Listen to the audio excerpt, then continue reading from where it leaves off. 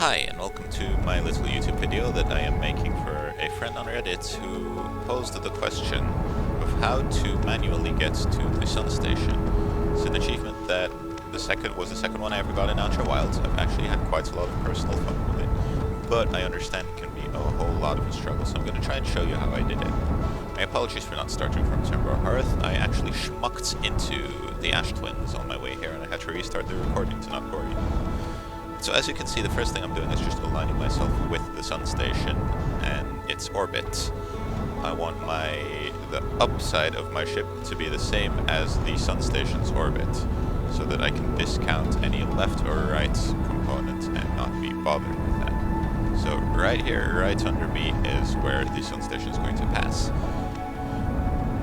I know it's in orbit, and I know there has no thrusters or anything, so it's always going to stay in this orbit.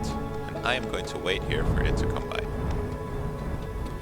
You'll notice, it's probably something you know since if you've played Outer Wilds for any length of time, but red circle means you're heading away from it, blue circle means you're heading towards it. So you can use this to sort of keep station here. And there it comes. I kind of want it to catch up to me, so I'm going to give it a bit of speed. Remember, it's going faster than me, and though I'm in a higher orbit, I will have to apply some upwards thrust to not fall into the sun.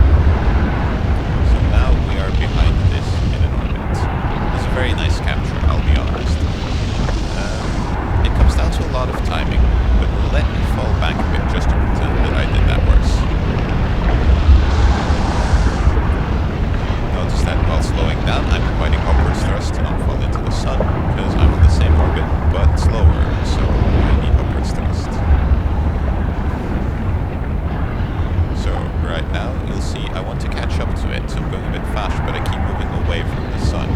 So the trick is to do this in very small bursts, continuously providing downforce to keep myself on the orbit of the sun station. I want to stay about at the altitude that it is currently at. I'll keep applying little bits of forward thrust, not too much, not too big of a speed difference, and then little taps downward to stay on its altitude. If you notice you're going down too much, you give it a little bit of an upwards tap. If you notice you're going up too much, you give it a little bit of a downwards tap. And gradually, like this, we're chasing it on its orbit and approaching the sun station. Now that we're this close, you'll notice that approaching it from the top here, actually, you can switch to a reference frame where the station is your primary focus, and trust in that, because you're in the same orbit as it is, that so long as it remains afloat, you will. Small station keeping adjustments constantly, since the center of the station is somewhere there, and we are not. The close proximity to the sun is going to make enough of a difference that it's going to be a bit obnoxious, and we're going to get small movements. So that's why the thing that I tend to do is right here. I'll set myself down very firmly, using downwards thrust to do so. Whoop. Sometimes it'll tip a bit, you want to be careful of that. There we go. You notice I keep applying downwards thrust, and I'm now firmly wedged to the station. You want to make sure you put out your spacesuit when you leave Timber Hearth, because now you want as little time as possible to be wasted on things. And then from here, I let go of the thrust, I leave my seat, and out I go. You'll notice that it's actually quite chill to maneuver with my jetpack here.